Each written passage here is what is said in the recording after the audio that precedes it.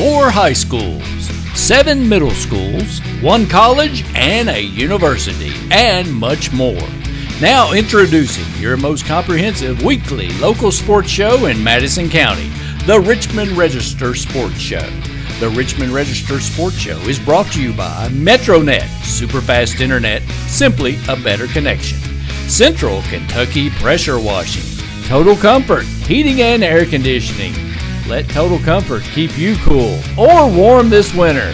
Call for service or for a free replacement quote. And by kymedia.net, digital media solutions on your terms.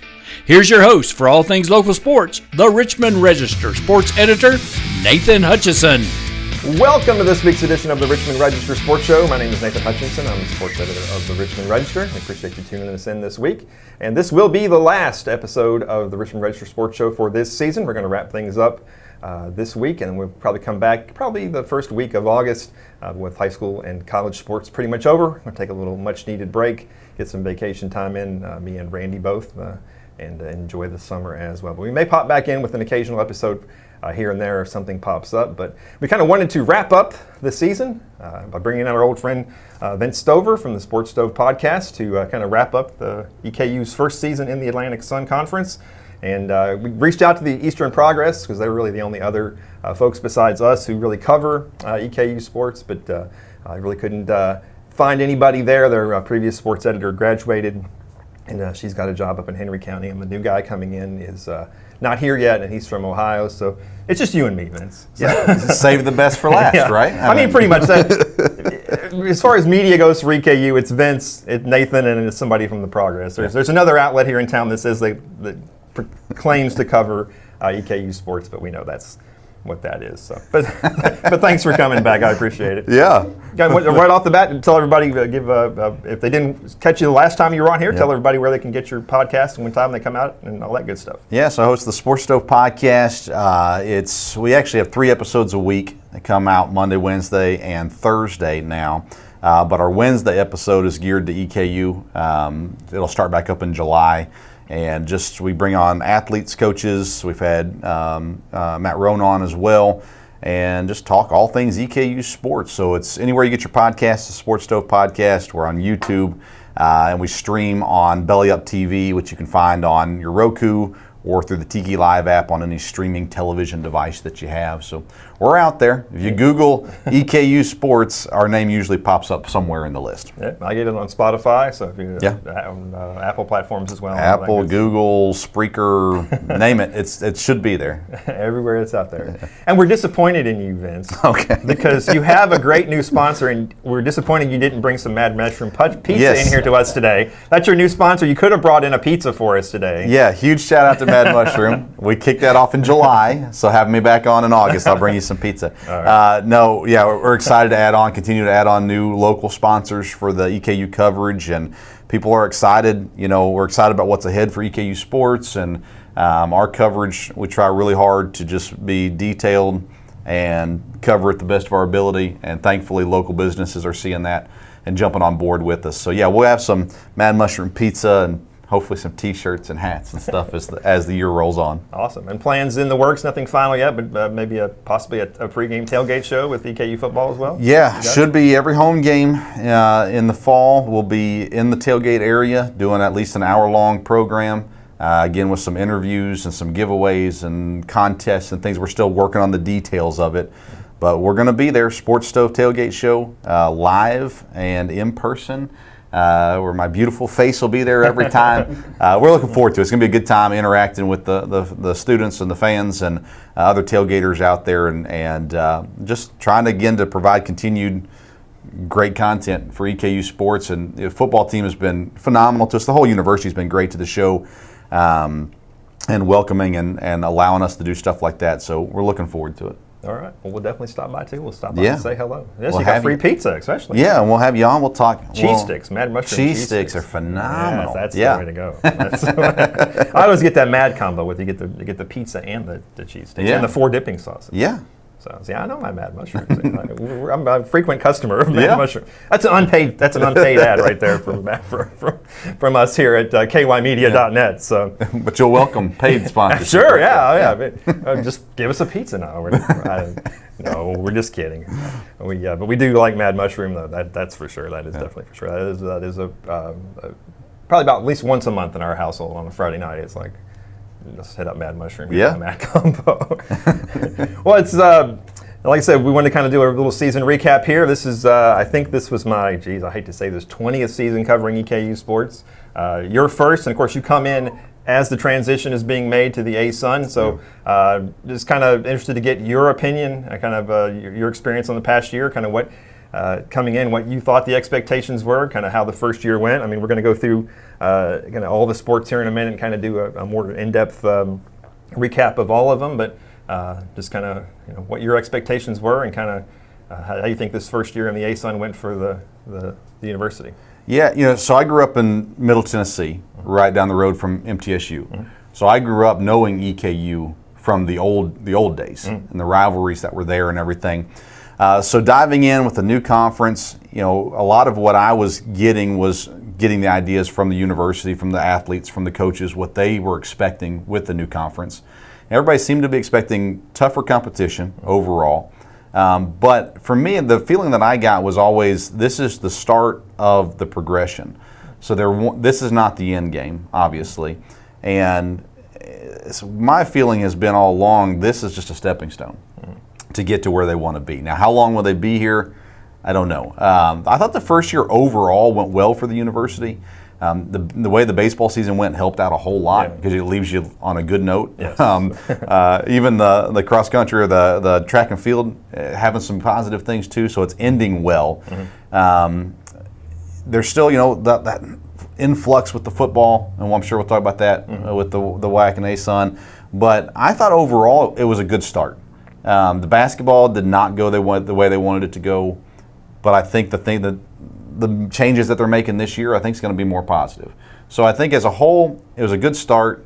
Didn't go as well as maybe they wanted it to go, but not bad to get things rolling. I think that the ASUN knows who EKU is as a result of the seasons that were had this year. So overall positive. Basketball probably the biggest disappointment. Just they didn't meet the expectations they set for themselves.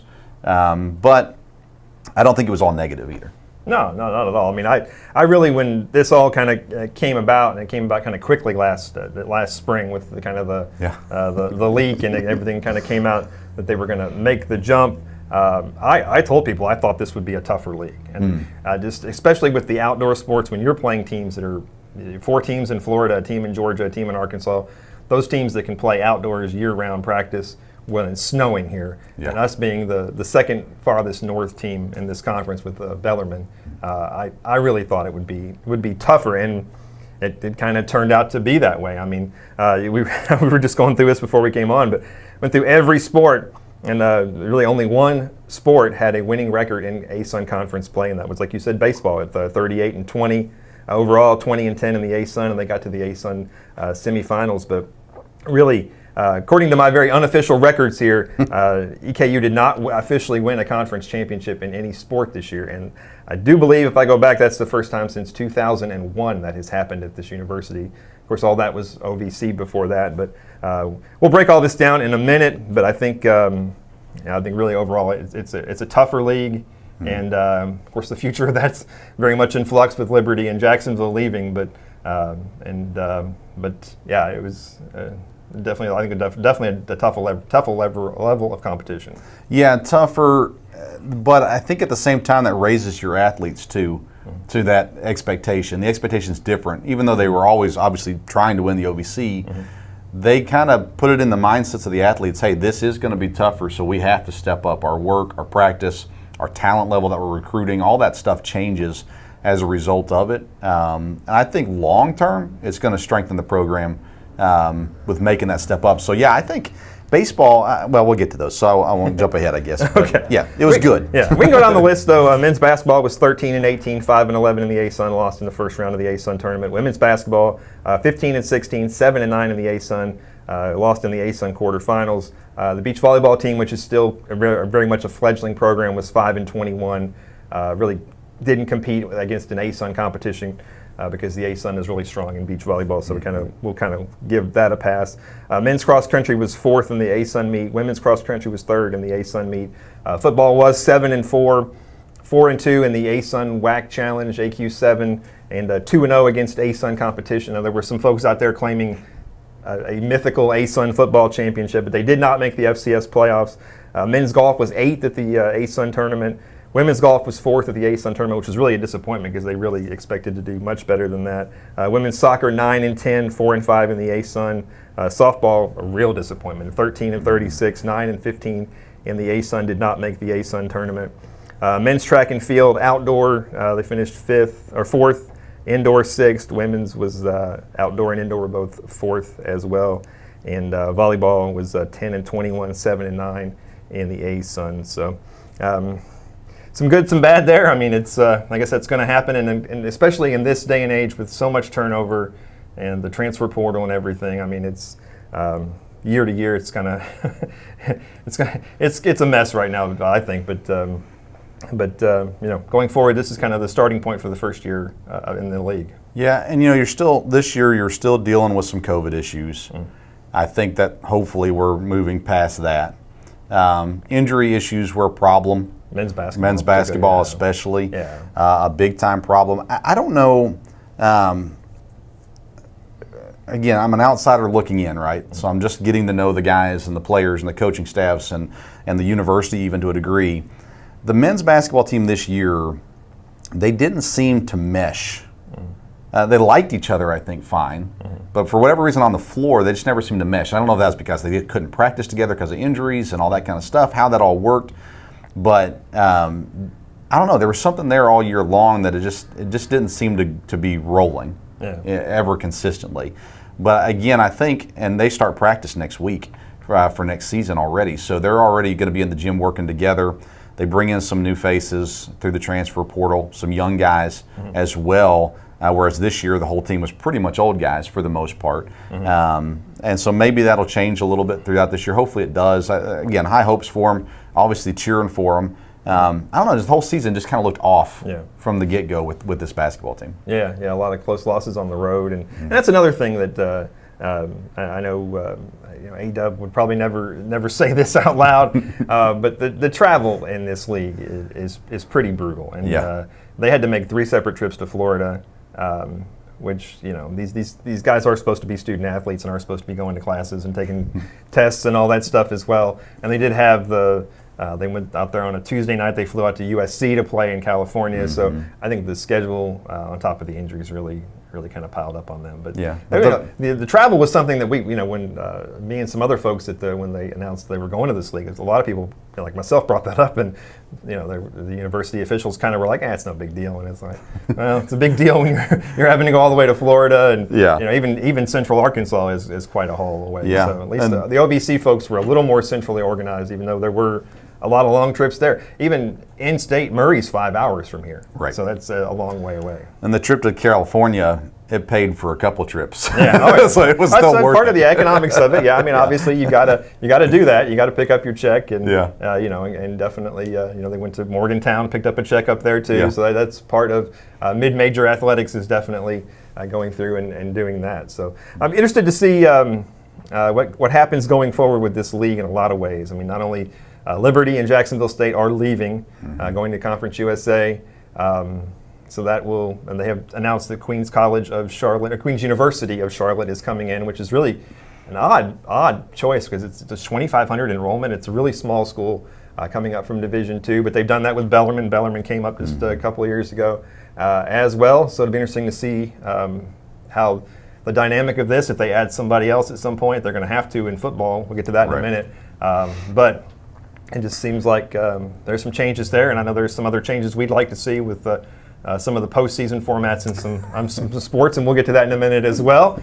But I mean, what do you think is going to happen moving forward here with this league? Yeah, the league is a stepping stone league. It's a very transient league. It has teams come and go out of this league. Jacksonville State's been in and out of this league 3 times. So I asked some of the guys from Jacksonville State Because when they came here last year, it was our last regular season football game. And I asked them, I was like, how did the commissioner take you guys leaving after only 1 year back in? And they said he was very cool with it. Everything was, it's an understanding they have with the league.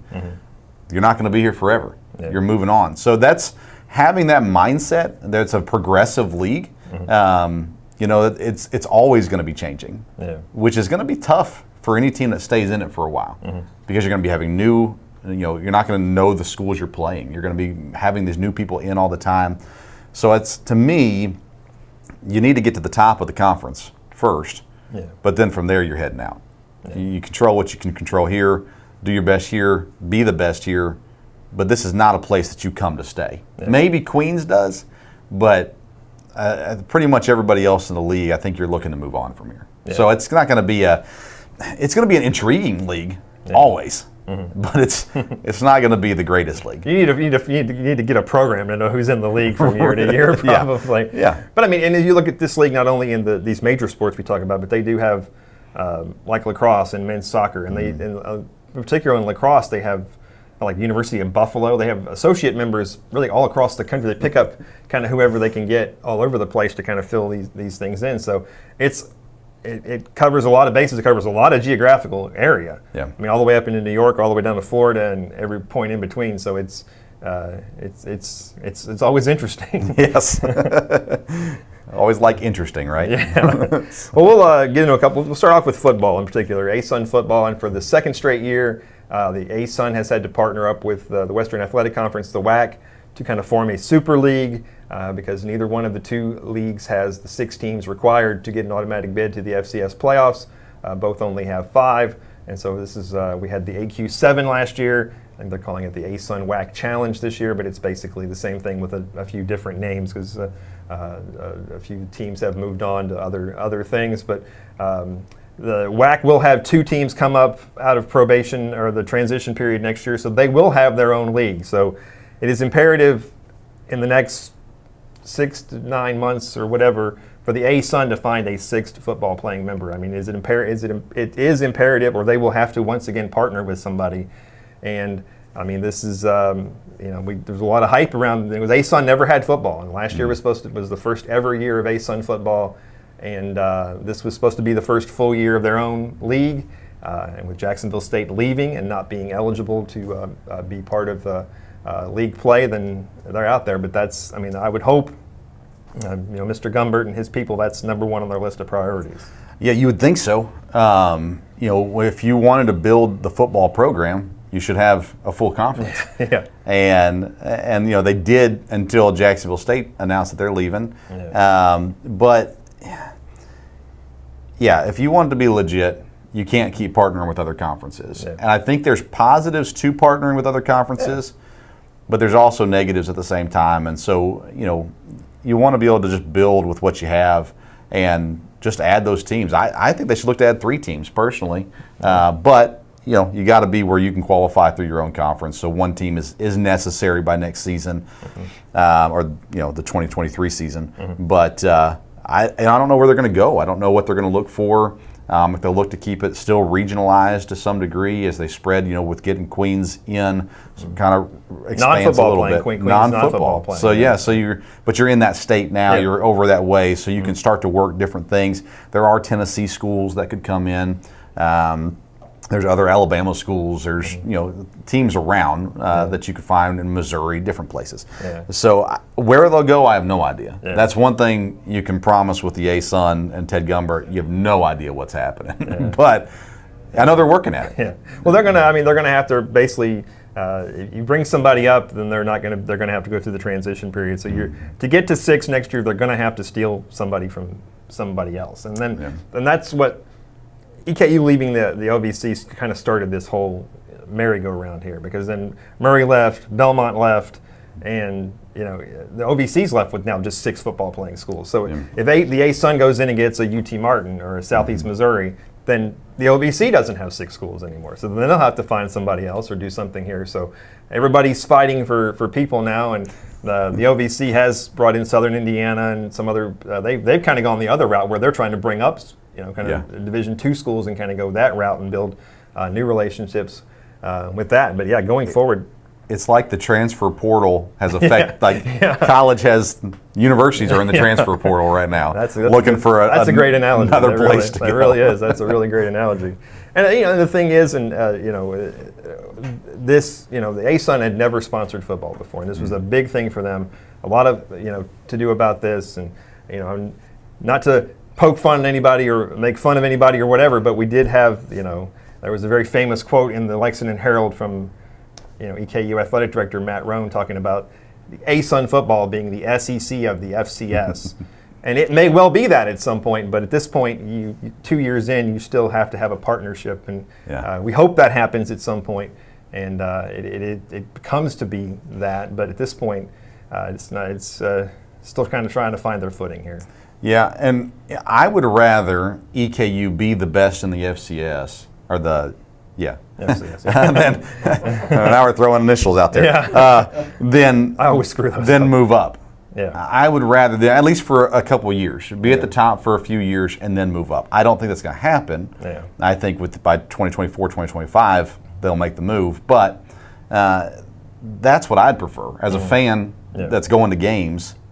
But it's cool to see the other guys come into. So it's one of those things. But I'd like to see them dominate at this level and be the top here, and then move eventually. Yeah. Well, I mean, and like I said, 20 years for me doing this, and haven't won a football playoff game since 1994. Yeah. Haven't won a conference championship in football since 2011. So let's get this thing rolling, then go on up. I agree with you. I think it's But this is the year for that championship. Yeah. The roster. Well, if you can get through Kennesaw State, though, Kennesaw State's top 10 team. So that's going to be a tough game. But I mean, I think we were in agreement. They're building the right thing. Walt's doing a great job, and they're building things in the right way. And like I said, we're not trying to be negative here. They are moving in the right direction, and and like we were just talking before you came on about there's some kids that left, but that's just kind of the way it is, and you got to get somebody new and just fill the gaps. The problem portal. The issue you have too is the more success you do find, you're losing important people. Yeah. So assistant coaches are eventually you're going to start getting offers to go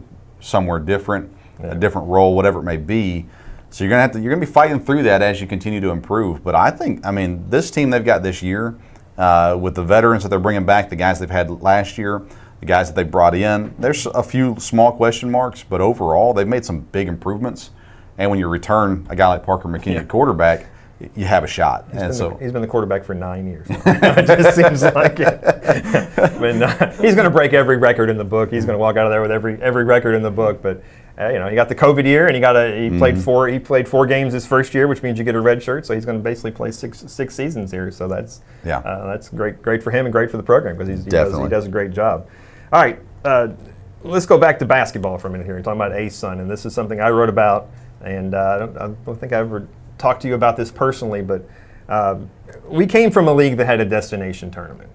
It was in Nashville for quite a few years, then it moved to Evansville, and I was really kind of surprised that the ASUN didn't have a destination basketball tournament. And the way the tournament was set up this year, to me, it was just bad. I mean, the higher seed host every game, including the championship, and even as far as, I kind of broke it down in a column I wrote, if you want to go check it out at richmondregister.com, but, EKU would have had to have played like 4 games in 4 days four games in 8 days in 4 different states to get to the championship. And why this league doesn't have, the headquarters are in Atlanta. Yeah. Have a conference tournament in Atlanta. We have teams near Memphis. We have teams, you can do it here in Lexington. You can do it in Louisville. Bellarmine's in Louisville. Freedom Hall would be a great place to have a conference tournament. So that, to me, I would love to see that, but I think it probably goes back to what you were saying earlier about the transient nature of this conference, and maybe that's part of the reason why they don't have a destination tournament. But trust me, I went to a lot of those tournaments, and they were a lot of fun, and the fans had a lot of fun. The boosters had a lot of fun. Evansville 2 years ago, we stayed right there at the casino, and we had a great time. And I think a lot of fans would like to see that. So yeah, it makes sense. The biggest thing about the ASUN that doesn't make sense is their postseason in more than one sport. We'll talk about baseball. Yeah, so I think location, having everything at one spot makes a ton of sense. for a lot of reasons. And you don't have to have it in the same spot every year, although you can set things up and contracts and things help. But because teams are moving in and out of the conference, you can go different spots every year. But to have it all in one location, it's better sense for the student. It's supposed to be about the student athlete, right? Yep. It's better sense for them. Sure, you give your a benefit to the teams that succeed and are the higher seeds and all that kind of stuff. But if it's about the student athletes as a whole, which you can argue college sports as a whole on this, but yeah, one location makes a whole lot of sense. It's better for the fans. You get more fans show up for it because they only have to travel to one spot, and they can stay there until their team's out, and then they can leave. Yeah. So to me, it makes sense. But again, the one thing about ASUN that doesn't make sense is postseason. Yeah, like I said, 2 years ago, it was in Evansville, the OVC men's and women's basketball tournament. I stayed right there at the hotel next to the casino. Tons of people walking around wearing maroon. We were down in the casino in the bar after the game. Lots of people down there. It's a lot of fun. That's what folks want to do, and literally to have to bounce around from one place to the next for 8 days is kind of silly. And it's impossible for most. Now, for fans, parents make it work, but the rest of the fan base, you might go to one, or you might be thinking, okay, well, I'm going to wait and go to the third one because I like that location better. Yeah. And then you don't make it to the third one. Yeah, then there goes that. So it would make I think they would make more money off of a single location than they do, and that's what it's about for them, whether they admit it or not. That's what it's about, is making money, and that's how you make money. So they got to find a way to make it better. Yeah, I think that would definitely be best for everybody. And we'll go on. Speaking of postseason formats, the debacle that was the ASUN baseball tournament. And I guess I say debacle, but I guess really the ASUN got what they wanted. The ASUN commissioner, and we'll talk a little bit more about him in a minute, was very vocal that they wanted to get 2 teams in. The only way that was going to happen was if Liberty did not win the tournament. Right. And Kennesaw State beat Liberty in the championship game. They both got into the NCAA tournament. But the format and how the format was initially done, and then I don't want to say it was altered, but we've talked about this on here before. But basically, just to recap it, top 8 teams get in. The 2 division winners and the 2 teams with the next highest RPI were in the A pool, kind of the winner pool, the good guy pool or whatever. And then the other 4 teams were stuck over in another pool.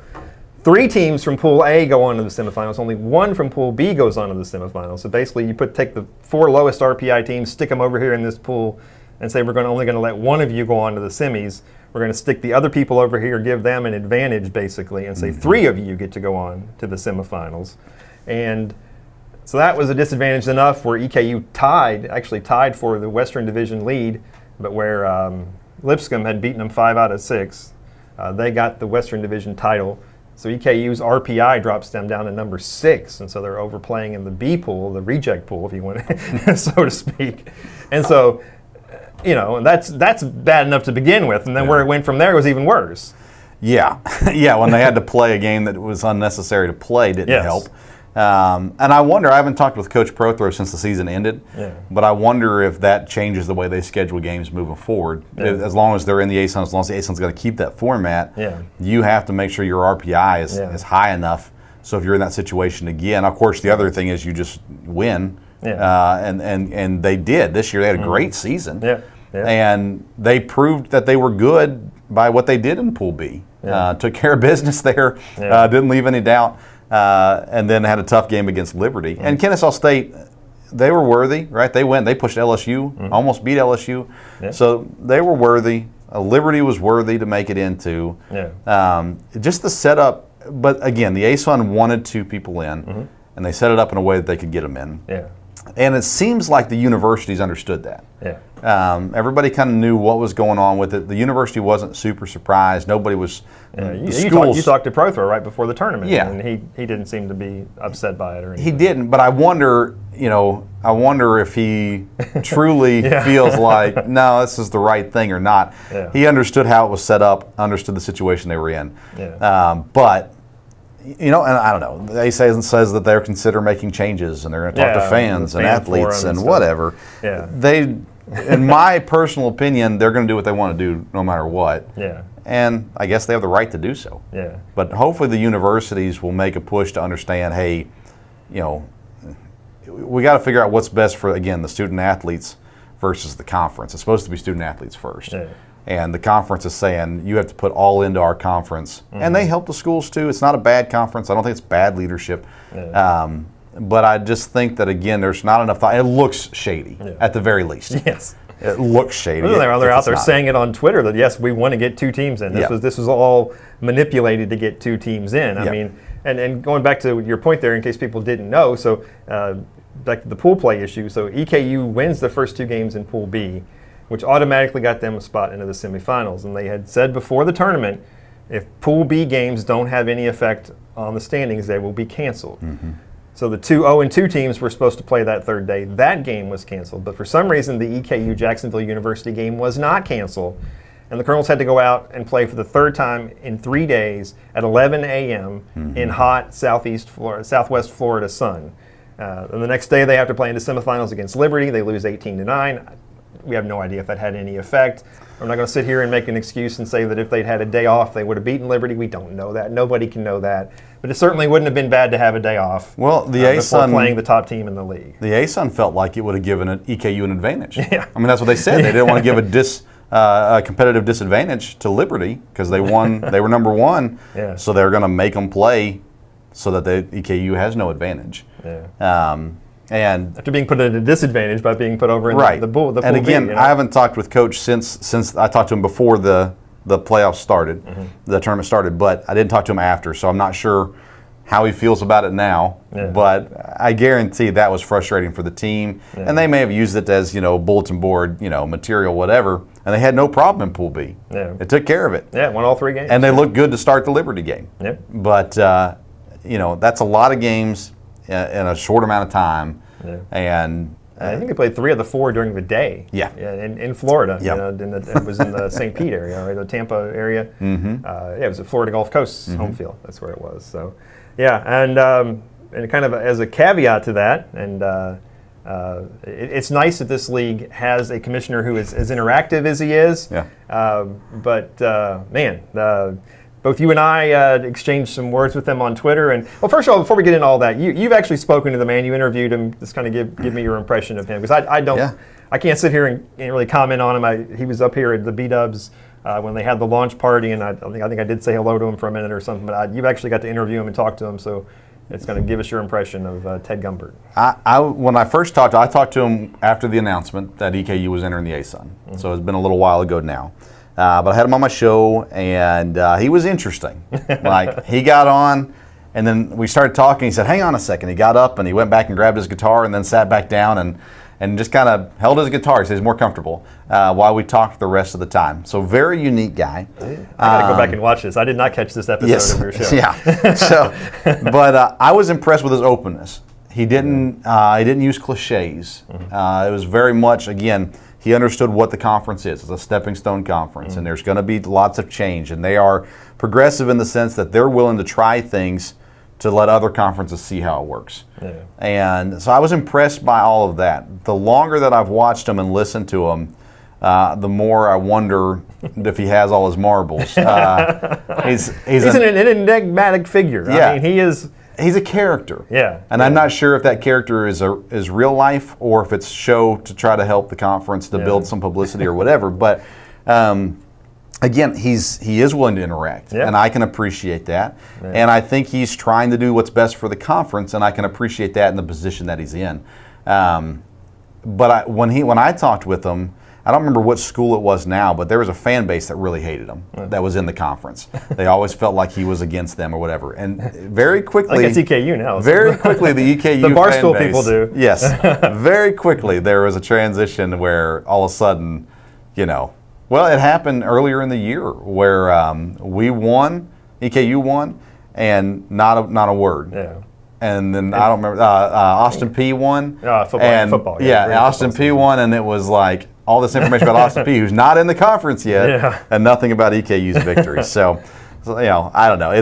He's a character. I don't know how much longer we'll be in the ASUN to deal with him, but interesting. We both interacted with him on Twitter about the ASUN baseball, and it's sometimes the responses are bizarre. I mean, like I said, kudos to him for being open. They did do a fan thing. It was a little bit odd that they wanted feedback and stuff, and you clicked on the link and it was a Google Doc or something, and where they just didn't put up something on a website where you could just, kind of, that would have been easier, I thought, instead of having a Google Docs where you have to sign in and fill it all out. But he came, like, people would come at him, he'd come back, and he'd try to explain, and they were very clear that the whole point of the way that baseball tournament was structured was to get 2 teams in the tournament. Yeah. And EKU only had 2 top 100 RPI wins, Kentucky and Xavier. The rest of them, I went through every one of them, and like Bowling Green came in here early in the season and they swept 3 from them. And Bowling Green was like the 250th ranked RPI team, and a whole bunch of other wins they had were real far down the RPI list. So I understand that. And that's why they were the 6th seed in the tournament. But they were very honest and open about that, and that was what their motivation was. And like you said, that everybody was on board. They had talked to the administrators, the coaches. Everybody agreed this was the best way to go. And I kind of came back at him, and I'm like, well, so the conference is more important than the teams. And he kind of came back at me and a little bit. But I mean, just there were some times when like the one tweet where he's talking about. He responds to somebody that says something like, I'm going to a concert. Have any of you ever seen so-and-so live in concert? Right. It's like, what happened? And it's like, he just skewed off on some tangent somewhere. I think I called you one night, and I'm like, is he drunk? Right. I'm like, what is he doing? Yeah, it's wild. It's wild. But like I said, I think he communicates well with the universities.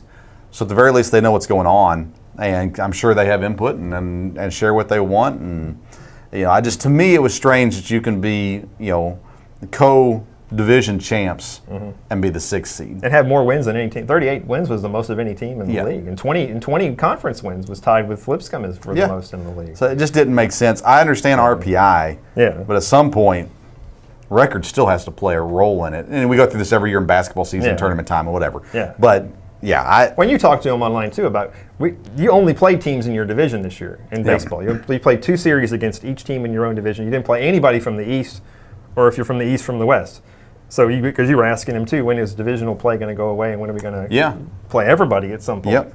And it's happening. It's happening everywhere because it really comes to football being the big thing that decides this. But they're good. They're doing away with conferences.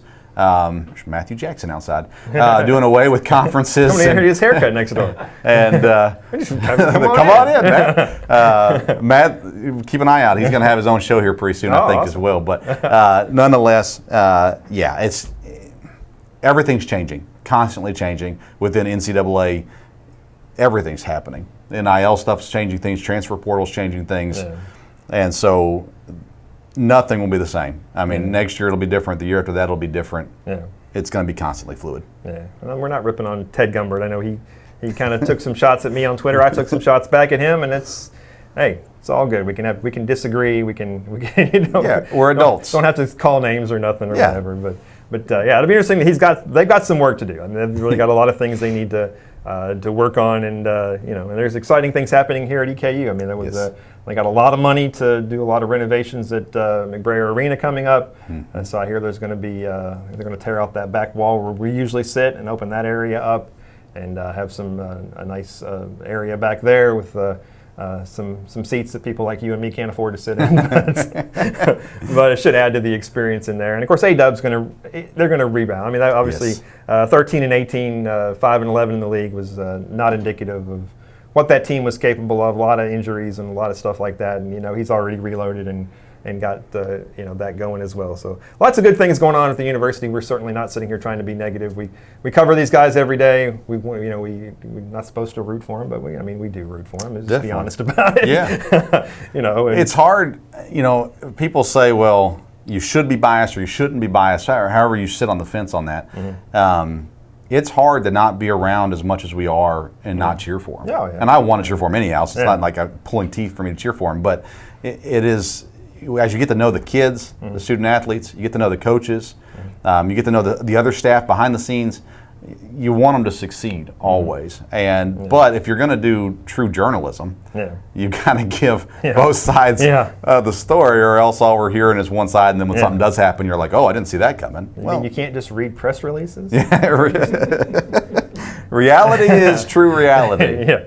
And we need to, obviously I always try to put things into perspective, and unfortunately when you lose, I got to tell everybody they lost, and when they win, I get the joy of telling everybody they won. And like I said, there are some people out there who think I'm negative toward the university, and trust me, I've been doing this for 20 years. I proudly wear EKU stuff all around this town. I'm not negative. If you think that, then that's whatever. You can think of me whatever you want to think of me, but that's just the truth of the matter. So I'll wrap it up on this, because I think this is something that you and me kind of have. Last time I talked to you, we kind of had not a disagreement. We have a different perspective on this. Okay. Because in the middle of all that ASUN baseball thing, I was a little bit surprised that we didn't really get any blowback from EKU, from Pro Throw, from anybody associated with the program, or even some of the fans, like MaroonNation.com and all that. I was really surprised there wasn't more, I don't want to say outrage. I know me, you, and EKU Barstool, and there's another Twitter account that EKU Win was quite upset, and a few others. But and my perspective on this is, because I know we still hear Conference USA all the time. We hear people all the time talking about Conference USA, and that is certainly, I think, where Roan and McFadden and them want to take this program. I don't think that's happening, at least not in the short term. And I think the reason why we didn't hear any criticism of the ASUN from within the university is because I really think that they're going to be in this league for a while. I mean, I don't know how long that is. You don't think they're going to be in there this long. I think we're in this at least for the near future. Whether that's 3, 4, 5 years, I don't know. But I kind of think they don't want to bite the hand that feeds, but I don't think they want to be critical of the people who are in charge. And but you think they're probably not going to be in this thing that much longer. Yeah. Well, first of all, I think it's wise for university leadership to not publicly defame their conference. Yeah. I think that's a wise business decision. No matter, even if you're leaving soon, you wait till you're gone, and then you can say whatever. But no, I think with the renovations coming to the basketball arena, and the volleyball and all the other stuff that's in there, I think that was kind of the last straw. Once they get that done and complete, then I think they're ready to move. Now, no one from the university will tell me what the line I get from them is, we are very happy in the ASUN Conference. That's all I get from them. But outside of the university, from other universities, from other sources within Conference USA, they're saying it's done. It's where they are going to the Conference USA, but I can't get a date from anybody either. So that's why I felt like the basketball arena and the changes to the gym there is kind of the final thing that they have to get done to be ready to make that move up to the next level. And the basketball arena, it's going to be great. I have not seen the drawings or anything yet from it. You know a little bit more information than I do on it, but any upgrade is going to be good there to the arena. Hopefully the sound system works better where we sit. Can't hear anything on the floor down there. It's like Charlie Brown down there on the floor. But I think that was kind of the last thing. Maybe they'll do some more football stuff eventually. It would be nice. It'd be nice if the press box was easier accessible and things like that. But I think they're making the steps to make that move. And I think they won't be done with that till 2024. So I think you're looking at 24, 25, somewhere in that range that will be making the move. But a lot can happen between now and then. There could be a whole other reshuffling again. Exactly. The conferences. Yeah, and that might be their plan now, but it might change. Who knows? And they have to address the football situation. I think obviously get McBrayer redone, but Roy Kidd Stadium is in desperate need of a redo, and that home half over there, it really needs to just be gone and rebuilt. And of course, this economic situation we're in right now, the current state of the economy in the country, I don't know where that money's going to come from either. But I mean, that has to. I mean, for any conference, I think any FBS conference to want to take EKU, that's got to be changing. You know as well as I do that was built in the '60s and it's literally falling apart. I mean, it's they don't even like fans to be up on the top part of it because it's really not. I don't want to go too much, but it's just not safe up there. It really isn't, and they really don't need to have people up there. But I think they have to address that. That's really a white elephant over there on that campus. Yeah. Well, watch the schedule and watch who they end up playing over the next couple seasons because it's going to be big money Of opponents. course. Yeah. And that's going to help lead that way. But listen, the one thing that you hear consistently from all the coaches is the way the university works with them, from Matt Rohn to the president on down. There is I believe there's a common vision. Now, I don't know exactly what that vision is. They're all on board. They are all on board, yeah. and that's a positive thing. So whatever their plan is, they've got it designed, and they're going to make it happen. As far as when, that's for them to know and us to guess. Yeah, when it's a tremendous, to make that jump takes a tremendous financial obligation. I mean, it is, even Liberty, I think, spends like 10 times what EKU does on athletics. Yeah. And so, once again, we see dwindling, enrollment here. Enrollment's down about 3,000 over the last couple of years. Part of that with the pandemic, of course. Right. But so where that money comes from, I don't know. And this is something. I mean, you're right. This is something they've wanted to do for a long time. And they tried to get in the Sun Belt about 10 years ago, and they took Coastal Carolina over them. But this is something they've been really pushing for, and they're going to keep pushing. And I think the people over there really, really, really want to do this. And it'd be great if it does happen. But like I said, I don't know. I don't know how quick that happens. I think you have to. The basketball improvements will make it better, but then you have to do something with that stadium over there. I just think it's. You actually go to the press box. I haven't been to the press box in 12 years at Roykes Stadium because it takes you 15 minutes to get up there, and by the time you get up there, you're covered in sweat. And so it's a nightmare. So well, it's been an interesting year, and like I said, no conference championships this year, but that doesn't necessarily mean it was a bad year, and the good things didn't happen, and things aren't moving forward, and this transition, and it's going to be different. Of course, we're just Randy was just talking, because his wife said, well, who are these teams? And it's like, well, it's a new league, and people looked at that football schedule and said, who the heck is Tarleton, and and all that, but. When you've been in one league for 70 years, it's it takes some adjustment. Yeah, and that's what Google's for, right?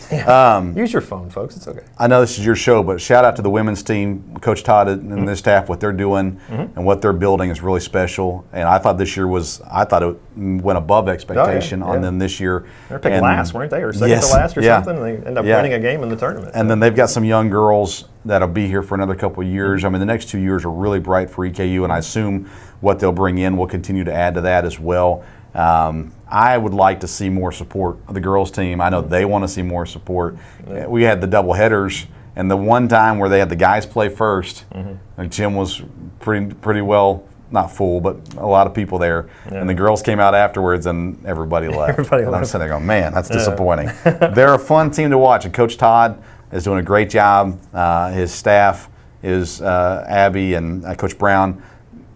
I mean, they're doing a great job there. So this season, you look at the standings just out of nowhere, you go, oh, it wasn't a good season. This was a good season for them, and they're going to continue to build on that too. Yeah, especially coming from where they came from. I mean, almost 15, 16, 7, and 9, and they, like I said, did beat, was it Kennesaw State in the first round? Yes. They won the first round. I can't remember who it was against. Yeah. That seems like 100 years ago. It was a long time ago. They did get beat by Liberty in the second round up in Lynchburg, Virginia. But now there's lots of positives, and like I said, we're not sitting here trying to be negative one bit. We certainly we spend a lot of time doing this, so it really wouldn't be any good for us to sit here and be negative about everything and just be hateful and everything. So we look forward to see what's going to happen and what the future holds and going forward and.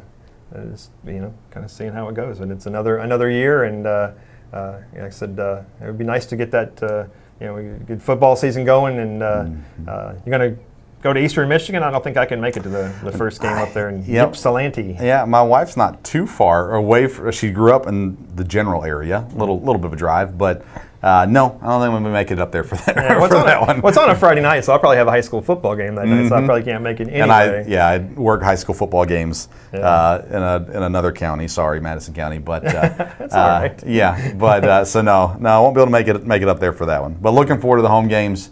Be at every home game, and again, I think this team, some of the leadership they have back this year is just so solid. Having Parker just makes a world of difference, and it's fun. I got to go out to a few practices earlier in the summer or the spring, I guess, and watch and kind of see what it's looking like, and hoping to get some over the summer as well, and just to see what they're doing. Hopefully they can be healthy coming out. And, secondary is a question mark for sure, but their front seven is loaded. Yeah. And it's going to be a fun team to watch. Apparently Hewitt just left too, DeJohn Hewitt.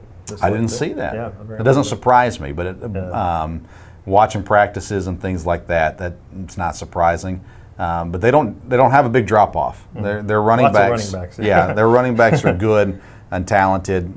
They've brought in offensive line to help that run game as well. Yeah. And I'm sad to see DeJohn go, but they've got a good running back room. Yeah. All right.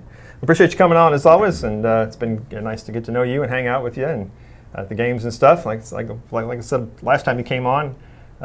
You started showing up, and I'm like, who the heck is this guy? I'm like, I don't even know who this is, And like I said before, it's the Sports Stove podcast, and I'm like, well, why the heck is it called? And last name was Stover. I didn't. So once again, to show my own ignorance, like I did the last time you were here. So, but his name is Vince, not Steve. Yes, it's not Steve. Thanks, Steve. Thanks, Steve. So we look forward to the fall, and like I said, I'll definitely come by and. Stop by and say hello to the tailgate and steal a piece of pizza if you'll let me. Definitely. Or some breadsticks. Get some breadsticks. Anytime. I'll do my best. Well, that's going to wrap up this year on the Richmond Register Sports Show. And like I said, we may pop back in once in a while with a little special edition or something like that if we get a big sports event pop up. But I'll be in and out of town also next month and a half or so, vacation and stuff. But I'll always be out there posting stuff on social media. Twitter is Richmond R Sports, and Facebook is Register Sports, and RichmondRegister.com, of course. And so whatever pops up, we'll definitely let you know about it. We'll be out at Little League. We've been out there all week. We'll be out at sports camps locally here. We got tons of golfers doing great things out on the course, so we will definitely keep you updated on all that stuff. And we'll keep doing our daily updates, which Randy runs on Madison County Live as well. So, but appreciate everybody watching. Appreciate all the guests we've had. We've had such a great year, and so many people are so accommodating to come by here and sit down and talk with us, and we appreciate that very much. So until we see you the next time, whenever that might be, we hope you have a good summer. The Richmond Register Sports Show is brought to you by Metronet, superfast internet, simply a better connection. Central Kentucky Pressure Washing, Total Comfort, heating and air conditioning.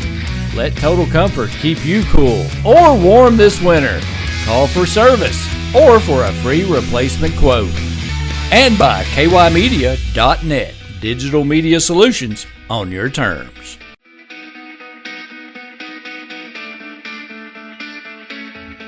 Thanks for watching the Richmond Register Sports Show. For more information about all things sports in Madison County, log on to richmondregister.com or on Twitter. And like us, Register Sports on Facebook.